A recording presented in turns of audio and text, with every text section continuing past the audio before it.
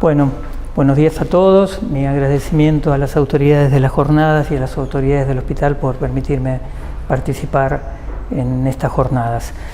El 31 de diciembre del año pasado, mientras muchos de nosotros levantábamos la copa para brindar, un grupo de médicos en China le comunicaba a la OMS la aparición de una serie de casos de una infección respiratoria de etiología que no habían podido diagnosticar.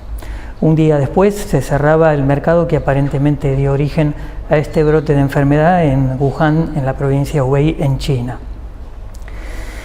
Poco después, el día 12 de enero, ya se comunicaba la secuenciación genética del virus que dio origen a todo este problema y que hoy todos conocemos como COVID-19. Un día después ya se comunicaba el primer caso fuera de la China en Tailandia. 2 meses después, el 11 de marzo, la OMS, con más de 1 millón de casos reportados en más de 100 países, elevaba la enfermedad a la categoría de pandemia, cosa que no se hacía desde la pandemia por H1N1 en el año 2009. Poco después, ya en tiempo actual, tenemos más de 54 millones de infectados y más de 1.300.000 muertos en el mundo. En Argentina tenemos 1.300.000 infectados y ya los muertos exceden los 37.000. Nosotros, los médicos que hace años que ejercemos la profesión, hemos visto desarrollar enfermedades infecciosas, infectocontagiosas. Entre ellas asistimos al desarrollo del VIH-Sida y asistimos también a la pandemia por H1N1 en el año 2009. Pero si aquello fue una ola, esto es un tsunami, con una velocidad de instalación y una potencia que no tiene nada que ver con la gripe del H1N1. Y este tsunami se llevó puesta varias cosas. En primer lugar, se llevó puesta la salud y la vida de muchos seres humanos. También conmovió y puso en colapso sistemas sanitarios de los países más desarrollados del mundo.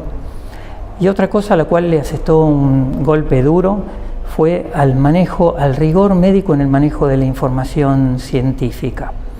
En meses nos vimos sumergidos en una ola de información científica, por momentos contradictoria, con directivas también contradictorias, y en medio de lo cual tuvimos que movernos. Vimos instalarse cuestiones y tratamientos que poco tiempo después cayeron en el olvido. Voy a nombrar algunos. Entre ellos, por ejemplo, situaciones. Pacientes asintomáticos no contagian. Hoy sabemos que el momento más contagiante de los pacientes es poco antes de comenzar a tener síntomas.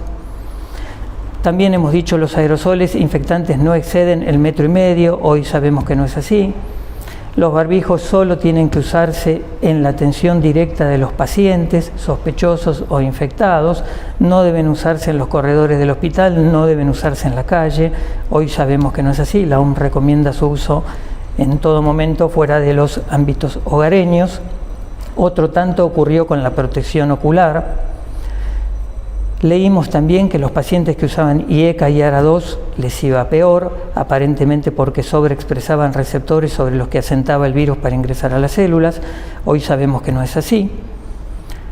También leímos trabajos italianos del inicio de la pandemia que nos decían que los pacientes que contraían neumonía alrededor del día 10 iban a sufrir una tormenta de citoquinas con falla múltiple de órganos, insuficiencia renal dialítica, uso de altas dosis vasopresores, y hoy sabemos que la mayoría de esos pacientes sufrían sobreinfecciones bacterianas y que cuando es así, lo de la tormenta de citoquinas no es tan regular.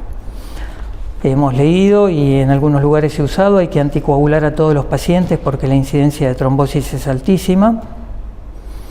El Pronovigil es una maravilla, salva vidas. Es cierto que mejora la oxigenación, pero hasta el momento no se ha podido probar que reduzca el número de pacientes que entran en ventilación mecánica o mejore la mortalidad. Ni que hablar de la hidroxicloroquina. Todos usamos hidroxicloroquina, el Ministerio la recomendó, los presidentes la recomendaron. Hoy sabemos que no tiene utilidad y la OMS la ha desrecomendado. Algo parecido pasó con el Remdesivir. un antiviral que fue promisorio, pero hasta el momento no hay aval para su uso, y la OMS a mediados de noviembre, hace pocos días, desrecomendó su uso por la falta de resultados importantes, de outcomes importantes.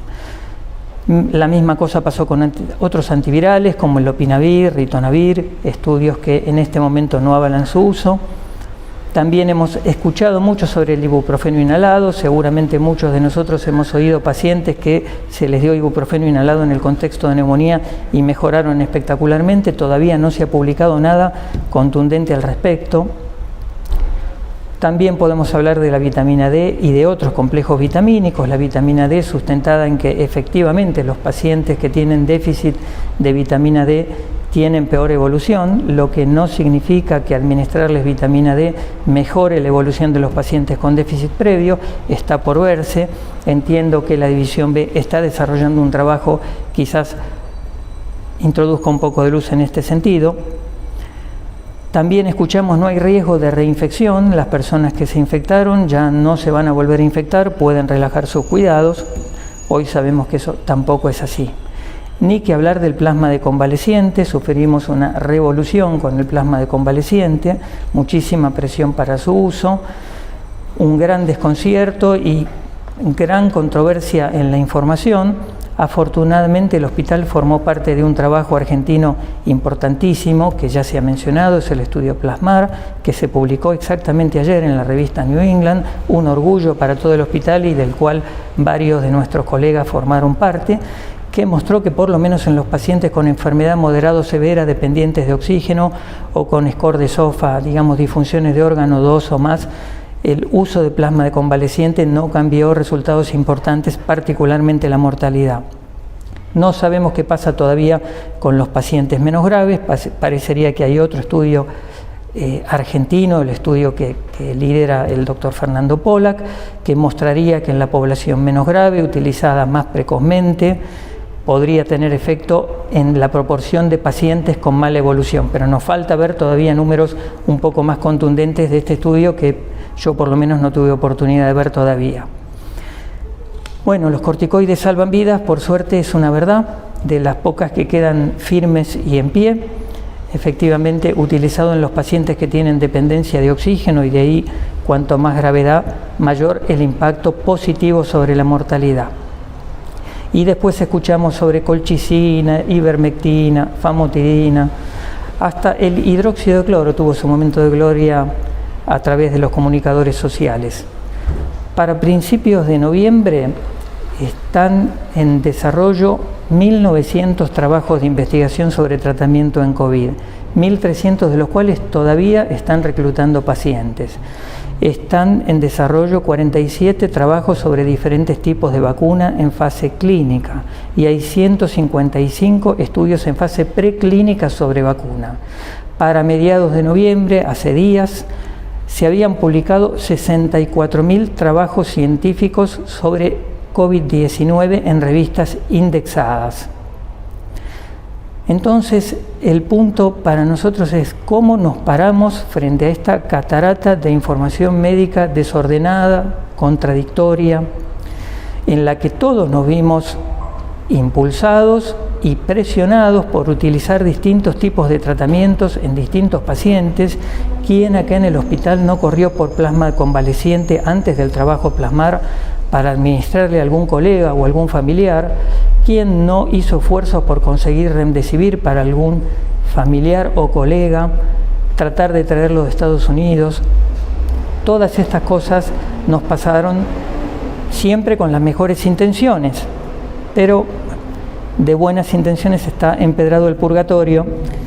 Yo creo que la respuesta es que cuando ocurren estas situaciones de desconcierto y de descontrol en la información médica que ninguno de nosotros está en condiciones de leer y elaborar, tenemos que ser cuidadosos, tenemos que mantener la calma más que nunca, tratar de resistir las presiones para utilizar fármacos no probados y particularmente acá en el hospital nosotros como médicos responsables de servicios asistenciales y responsables de médicos jóvenes en etapa de formación, solo tenemos que utilizar tratamiento con un nivel de evidencia científica apropiado y solamente tenemos que usar drogas que no alcancen este nivel de comprobación científica en el marco de estudios de investigación que estén debidamente aprobados por las entidades reguladoras de los distintos institutos.